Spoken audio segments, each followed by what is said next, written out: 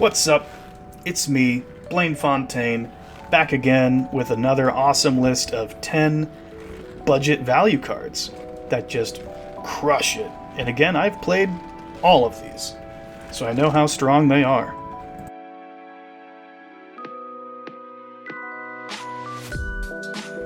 First up is a card near and dear to my heart, Tomb of Horrors Adventurer.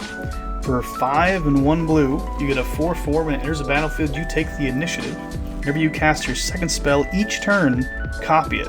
If you've completed a dungeon, copy that spell twice instead. You may choose new targets for the copies. This is definitely not a card that goes in every deck, but being able to copy your second spell for free every turn, each turn, even on your opponent's turns, is very, very strong. Yes, it is attached to a spindly little 4/4, and yes, it is 6 mana. Introducing the initiative means that you get to at least minimum get your land back from tutoring out the first mode of the initiative.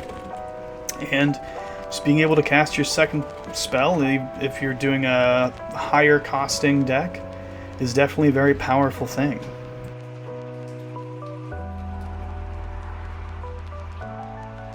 Another 6 mana blue spell. Stolen Identity is 4 blue for a sorcery. Create a copy that's a copy of target artifact or creature on the battlefield. Cipher. So what this means is, the second you cast it, you get the best artifact or creature on the battlefield.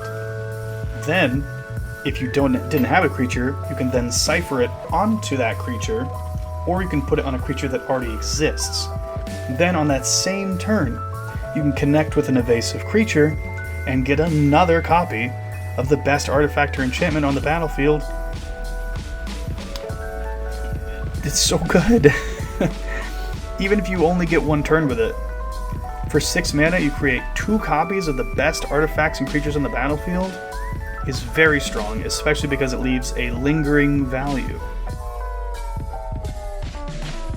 Similar to our last entry, Writ of Return is a 3 black sorcery.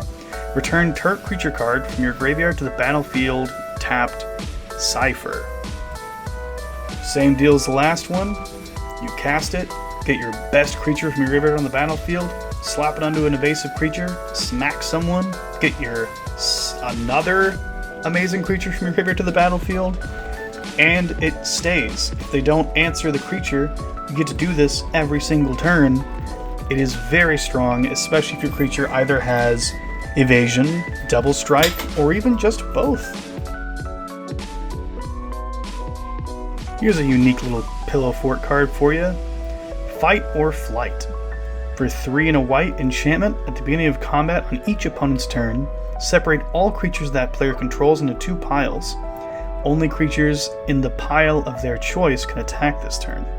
This means that you get the choice of separating all their creatures into 2 piles.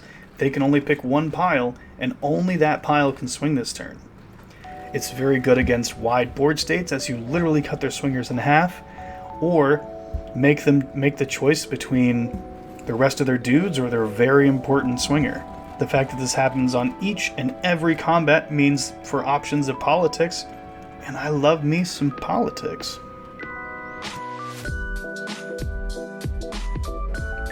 Here's one of a similar vein, Stand or Fall. For 3 and a red enchantment, at the beginning of combat on your turn, for each defending player, separate all creatures that player controls into 2 piles. That player chooses 1. Only creatures in the chosen pile can block this turn. Just like our last entry, same rules apply. You either make it so that only their big blocker can block and all their weenies can't block, or vice versa, or if they only have 1 flyer and you have an army of dudes, you got options. Not quite as strong as the previous one in my opinion, but the fact you get to do it for each and every person makes people concerned about whether you're going to hit them or not, and they might make poor choices based on such. Here's one that I've been personally using a lot, Rite of the Raging Storm. For 3 red enchantment, creatures named Lightning Rager can't attack you or planeswalkers you control. At the beginning of each player's upkeep, that player creates a 5/1 red elemental creature token named Lightning Rager. It has trample, haste. At the beginning of the active unstep, sacrifice this creature. Why is this so good, you ask? They don't even have to swing. Because even if they do, let's say player A swings at player B is going to get a little peeved off at that, so they might swing back at player A. Player C might not like that you're swinging at their temporary teammate, so they might also swing at player B. And on your turn, you also get a Lightning Rager. That's 20 damage per rotation, spread amongst opponents' choices. I mean, the fact that none of them can attack you means that it's never a problem for you, and a creature is dying each and every turn, which is fantastic with cards like Moored Opportunist, which only trigger once each turn anyway. Or Camber, who gets a Blood and a Life. Or Blood Artist, who can then ding someone every time a creature dies. The fact that they are not being exiled and they are sacrificed instead enables a lot of triggers, even morbid triggers. Here's one that I just absolutely love. This goes into almost every green deck I've ever built from when it released on. It is a 3 and a green for a 2/3 human druid. Human is a very relevant creature type, mind you. When Druid of Purification enters the battlefield, starting with you, each player may choose an artifact or enchantment you don't control. Destroy each permanent chosen this way. I started blasting. This is very good because you will pick the scariest thing on the battlefield. Surely, your opponents might agree that there are multiple things to dismantle. Let's say player 2 picks something that player 3 has. Player 3 is going to get upset. They're going to pick something player 2 has. Player 4 might also pick something that player 2 has just to bone them over. If one person's ahead, 3 of you pick 3 of their things.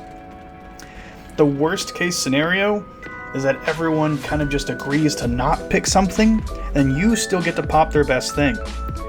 And that's like, worst case scenario, it's 1 more mana for a Rex Sage. But this is better because it's choose, which means once things are chosen, your opponents can't react anymore. They can't sacrifice it, they can't protect it. It ignores hexproof because it's not targeting. It is just an insanely good card. Highly, highly recommended if you ever play a deck that is anything green, honestly. It just slides right into any green deck. It's much better than Rex Sage in my opinion, and people are still playing that thing. Seize the Spotlight is 2 and a red sorcery. Each opponent chooses Fame or Fortune. For each player that chose Fame, gain control of a creature that player controls until end of turn. Untap those creatures, they gain haste until end of turn. For each of those creatures, or each player that chose Fortune, you draw a card and make a treasure. Why is this so good? They can all just say no and not give you their creature. That's fine. Then you paid 3 mana to make 3 treasures and draw 3 cards. That's a 0 mana Ancestral Recall. That's really, really insane. And if you have a sack outlet out, let's say a Viscera Seer or something, no one's going to give you their creature because you get to take all of their best creatures and sack them all. So you're going to pay 3, draw 3, make 3. It's net 3 cards for the cost of 0 mana. It is insanely good. And it's such a good combo with a sack outlet. And again, just like our last choice, this is a choose. It does not say target. It gets around hexproof. And they can't respond once the things have been chosen, which means you get to immediately sack them, and there's nothing they can do if they gave you their best creature. You can also use this politically. Let's say your teammate slapped someone for 11 commander and you need to finish them. Take their commander, hit them for another 11 commander, they're out. It has so much versatility, so much use, and I've honestly never been disappointed anytime I've ever cast it. The only time it's ever bad is if people just don't have creatures on their board, which is extremely unlikely. Honestly, even if you cast it for 3 and you only get 2 draws and 2 treasures, it's still worth it, in my opinion. Here's a card I've been slowly falling in love with. Armored Scrap Corcher. For 1 and a green, you get a creature Phyrexian Beast. It has +3/+0 as long as it has 3 or more oil counters. Tap, add 1 mana of any color. Whenever Armor Scrap Quarter becomes tapped by any means, exile target card from a graveyard and put an oil counter on it. This is just a mana dork, you might say. Well, Grave Hate is extremely potent in Magic. Like, so effective. Every color can interact with their graveyard in some capacity. And having both a mana dork that gets bigger and kills their graveyard at instant speed is so good. Early game you can simply just tap it for mana, but late game if you need it to instantly remove something that the Emery's trying to cast from their graveyard or some kind of wacky Grave Hate, you have that. And for 2 mana, it's repeatable Grave Hate at instant speed. It's so good. I highly recommend you try this in virtually any green deck. The only exception being like if you're playing some kind of tribal deck, like Elves, or some kind of thing.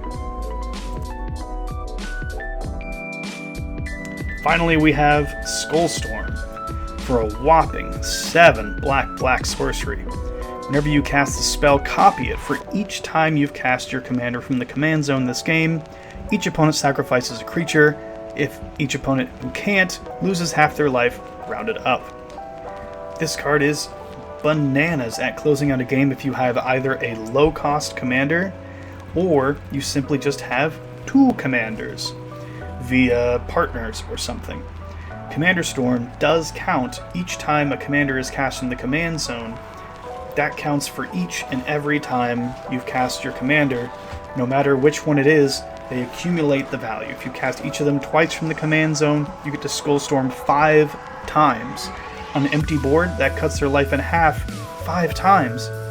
And it can even kill them, because it's rounded up. This card is an absolute house, and they can't even really counter it unless they commit multiple counter spells, because it's being copied on the stack, which means just it gets a billion copies of itself. They have to counter them all, or suffer from getting hit and blown out. This is especially effective against control decks that run little to no creatures.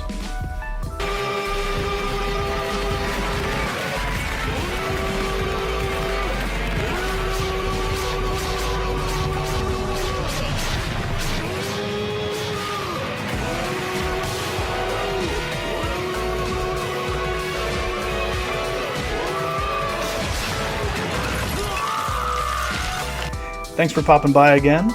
I appreciate your viewing. If you like this video, give it a like and comment and subscribe and whatnot and all that jazz. And let me know down below if you played any of these or you didn't know about them or if this helped you at all. I'd really like to see. Thank you again and have a nice night.